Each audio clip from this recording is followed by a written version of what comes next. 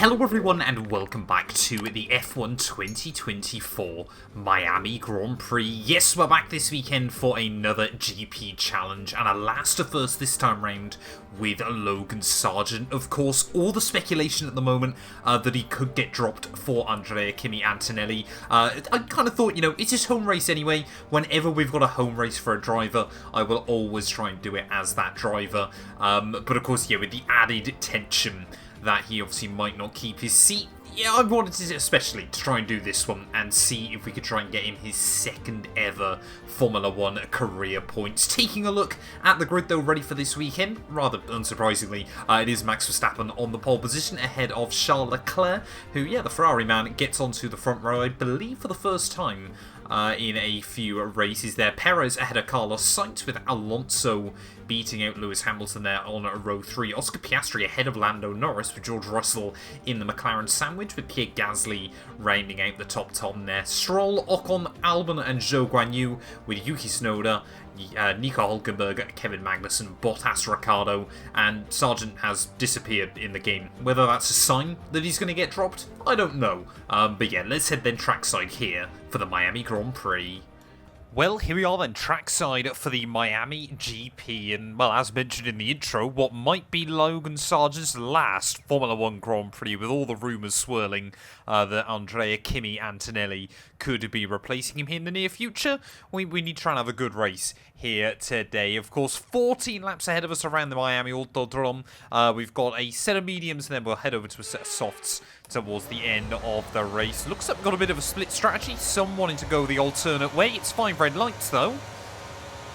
And it's going to be a lights out, and away we go then for the Miami Grand Prix. Bottas not getting off to a particularly good start, so we'll try and go down the middle of him and Daniel Ricciardo in towards turn 1. And then Bottas there immediately trying to recover up some lost ground through the first corner. A little bit of contact with Tsunoda, which will get a warning for us everyone towards the back of the field here, or shuffling around trying to find some space, as it is still Max Verstappen that leads the way.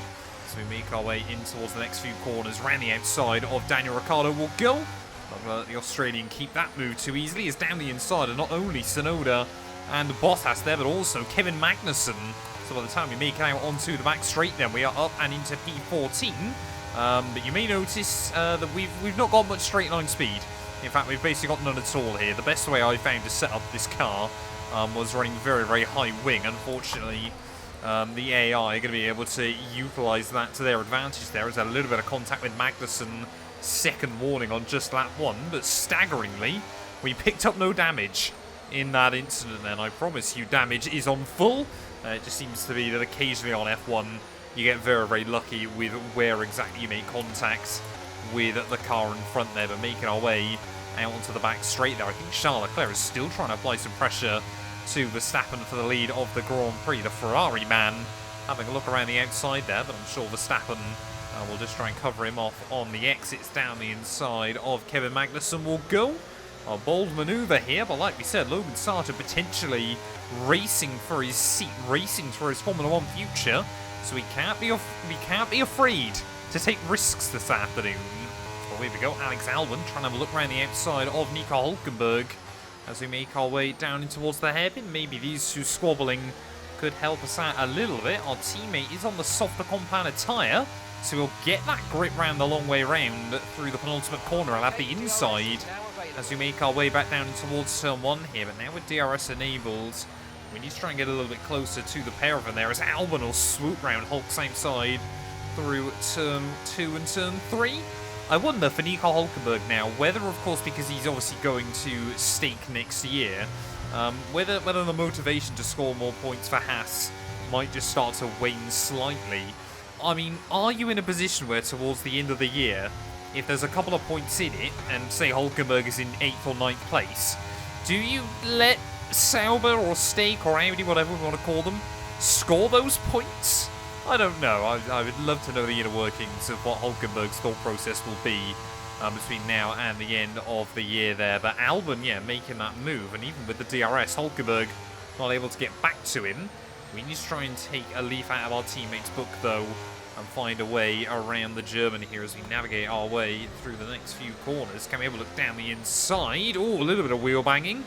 Hulkenberg there wanted to try and turn in towards an apex, but there was a Williams on his inside. Mark loving that, so I guess we'll take it. Having said though, Hulkenberg not going to take it lying down. Immediately will fly back past me. I'll try and switch him, but not late enough on the brakes. So all of that will ended up being for nothing. Is where we are really shining at the moment. We've got so much more confidence through this this first sector, sorry, than Hulkenberg there. So we'll get back down the inside, but again, I think he's likely going to get the run back past me to make our way down this back straight. Are we going to see Hulkenberg make the move? Well, rain, if it does happen, is going to be right at the end of the Grand Prix. Of course, there are warnings that it is going to be wet during the GP. I'm recording this quite a few days in advance because I'm actually on holiday when this video goes out. So, yeah, for all I know, the entire weekend has been called off and the video has gone live because it was scheduled anyway. Again, just carries so much extra speed, even over our teammate through these few corners. Down the inside of Albon will go. Able to brake so much later through there than the AI. Albon, luckily, not putting up too much of a fight in that instance, but he's probably still going to get the run on me as we make our way down this back straight. So we have got a Williams battle going on at the moment, and it's round the outside will go Alex Albon. Not going to give up on it though too easy, as down the inside will go. Hulkenberg, I'm sure, loving watching this a little bit further back since his opportunity. But hopefully we are past our Thai teammate for good. We get to half distance then in this race. It's pretty much only Zhou Guanyu and myself that aren't in a big battle pack at the moment. Everyone in front of him is in the battle for the lead, it feels like at the moment. There is just a huge train that has formed with Charles Leclerc and Max Verstappen refusing to give up against each other as we'll go down the inside of Zhou, in which a move that has become my firm favourite today. Up then into P13, so I definitely feel like points are going to be possible here, especially if those front runners keep squabbling with each other. Because I think, yeah, both Red Bulls now and Charles Leclerc are involved, as here comes Zhou Guanyu back down the inside. Can we try and switch him through the corner? We'll just about unsettle him on the exit. Round the outside will go. It's a very, very long way around there, but it will be done. And obviously with lighter fuel for the second half of the GP, we can obviously try and go in for a little bit of an earlier box. Still absolutely hate this pit lane entry around this venue there. I always expect the marker to be here. I got no issues with the chicane. I just hate, yeah, the marker there. As you can see, there we go. Charles Leclerc into the pit lane. A few drivers opting for the hard compounded tyres. So clearly Oscar Piastri down at McLaren not fancying his chances on the mediums. That was a fantastic stop. Faster than we were expecting. Up to speed now. Let's get some heat into those tyres. Mark doesn't want to let me get a word in edgeways at the moment, but yeah, what I was going to say, one of the advantages of being in the Williams pit box still, of course not actually the case for 2024, is that we can't really get jumped by other cars, because obviously we're down the far end of the pit lane, so we don't really get blocked much. So I really want to try and get inside the range of Stroll through here. I don't think it's going to happen though. Well, basically then, every car that didn't pit last lap has now peeled into the lane, as we have got inside the DRS range of Sir Lance. But yeah, I'm looking at the likes of Piastri as well, who obviously is on those hard compound tyres, so he's going to really, really struggle over the next few laps. Maybe we've been able to undercut someone as well here to move ourselves further up the roster. And speaking of which, there goes Pierre Gasly as we'll just about squeeze round him out of the pit lane then. So a bit of P12, Alonso has been really, really hampered in all of that. He was fighting up towards the front, but has now been shuffled back to P10. Oh, I don't quite have the confidence there, and certainly don't have the right line either to try and make a move happen on Lance Stroll. But yeah, we're going to have to be really, really careful with the DRS in these final few laps, as everyone now is going to be a threat down the straights. What on earth is going on at the moment? We've got an absolute traffic jam. Aston Martins, McLarens, Mercedes, and I think the Ferraris, as well as an Alpine, up the road there. So Esteban Ocon has really been able to shuffle his way up the order. I think he's in about P6. So Alpine clearly having a good weekend at the moment with one of their cars. Stroll, though, trying to have a look for a move on his teammate Alonso. So we are going to overcommit there, almost into the back of Alonso. That was a very, very much a panic lock-up in towards the apex of that corner. Just try and extend the gap that we can try and get the car slowed down in, as Gasly will make the move on Stroll as well. But we are now just one place outside of the points. Come on, Fernando. Let's see what kind of grip you got through here. Down the inside. Oh, we'll make it happen there. Alonso, I'm sure, will be on the radio. Not happy at all with that manoeuvre, but there was no contact. He did certainly have to jump out the way a little bit, but no contact was made. Come on then, Piastri was the one we thought we might actually be able to make a move on here, especially still on those hard tyres. So that time round, it was less aggressive than the move we made on Fernando. But unfortunately, we've lost ourselves the DRS to Lando Norris just in front there. So I think we've got a battle of the bricks going on.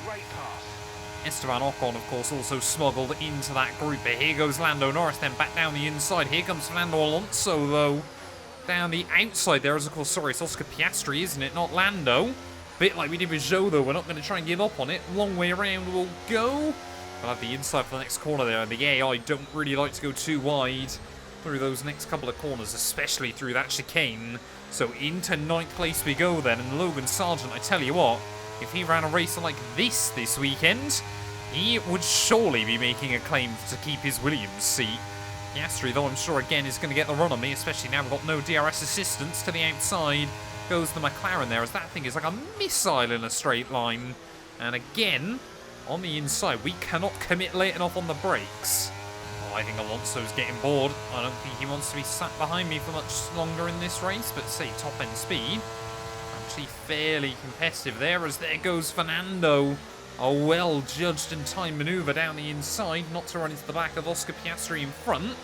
On the inside there, we'll just slowly force him out. And Fernando, of course, has scored points in every race so far in 2024. The same can be said for a lot of drivers. But surely now we might be able to get a run on Oscar Piastri as we head down this back straight. Just 2 laps to go after this one. And I'll be honest, I was thinking, when was the last time an American scored a point in a Formula 1 Grand Prix? Until I remembered, of course, it was Logan Sargent last year at COTA, despite not finishing inside the top 10 there. We'll try and switch him off the final corner. Is still just lacking that top-end speed that has been true throughout the entirety of this Grand Prix. We'll try and bait him to the inside there. Dive to the outside into turn 1 as Oscar Piastri falling for that dummy just a little bit. Round the outside through turn 2. We'll have the inside for turn 3. A lot of understeer on the exit there, but with that added downforce, the car feels much more stable through that corner. And now we can just fly our way through here and not ground out over those sausage curbs like we've just done. I thought we might be able to get away there as Oscar Piastri down the inside he'll go. This is all starting to get very, very scrappy towards the end of the GP. I can't help but feel I'm about to lose 2 places here as Oscar Piastri down the inside he'll go. We'll tuck back into the slipstream once again. Will Fernando Alonso be able to get the run on me? Yes, he is. And here comes Gasly and Lance Stroll. We're almost 4 wide down at the end of the back straight there. But again, we'll hang on down the middle. Again, we should hopefully hang on inside Piastri's DRS. We are fighting for this final point like our life depends on it.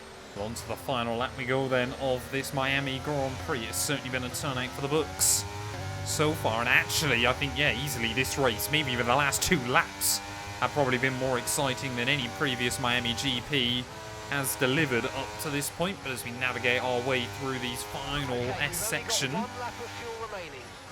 we've got to try and work out where we can get a run on Oscar Piastri here. Do we wait for that back straight, or do we try and get it done a little bit earlier here? Gasly now has made his way around Fernando Alonso, so it really looks like, unless we get a miracle towards the end for Fernando, he isn't going to be able to score a point here. But as we make our way down, you can see we've got so little speed over Oscar Piastri. Here goes Pierre, who thinks about it, but we don't quite allow the Alpine the manoeuvre there. He was not late enough on the brakes to really warrant any respect on the inside there. But as we navigate our way through the chicane for the final time, this is always a strong point of the lap for this Williams car there, just able to mount the curbs, and we're able to get the run as well out onto the motorway section. But here we go, Oscar Piastri trying to use up all his batteries. So are we, though, as we get the DRS. We've got to try and save a tiny bit of charge out of the final corner to the outside of the McLaren man on his hard compound tyres. It's going to be Max Verstappen that wins the Grand Prix. Are we able to hook it up, though? It's going to be wheel to wheel up towards the start-finish line here, but we get around Oscar, and it is P9 and points. And that's the checkered flag. What an amazing victory in what has been a great Miami Grand Prix. And talk to me. What do you think it was that sealed the win for them? Well, time management probably played quite a large role in the outcome of this one. As ever, it's not just about speed, it's all about maintaining that speed consistently over a stint, over a race distance. So being able to keep up the lap times while still being smooth on the controls and gentle on the tyres, that's really where the race was won today. The drivers are en route to the podium as we speak. What a fantastic win for the Red Bull team. They performed exceptionally today, keeping us firmly on the edge of our seats throughout the entirety of the race. Congratulations to everybody at the team.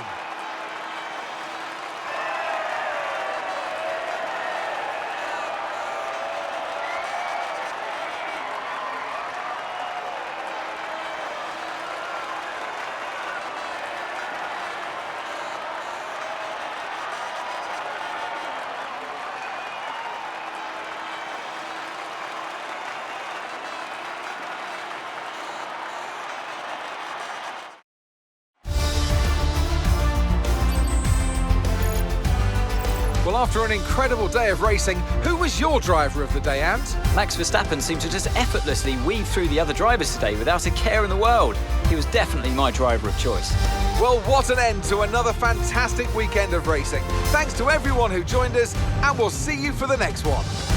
Well, there we go then, taking a look at our final race results. There was close finishes up and down the order here. Max Verstappen took the win from Sergio Perez by just 1/10 of a second come the checkered flag there. It was then Ferrari 3-4, Mercedes 5-6 there, and it was finally Esteban Ocon who broke McLaren, continuing that streak there. But from 20th on the grid, we were able to beat out Oscar Piastri by just 1/10 of a second at the finish there for not only Logan Sargent's first points of the year, but his best result in Formula 1 and Williams' first points of the campaign as well there. So happy with the stats all around this weekend. And like I said, if Miami can deliver a race like this, we are really in for a good result as well. Alex Albon only able to finish P18 come the end of the day. But thank you all so much for watching this video. If you have enjoyed, please do make sure to leave a like, get yourself subscribed, and we'll be back very soon when Formula 1 returns ready for the Emilia-Romagna Grand Prix, which I believe going to be the last ever GP challenge we have to do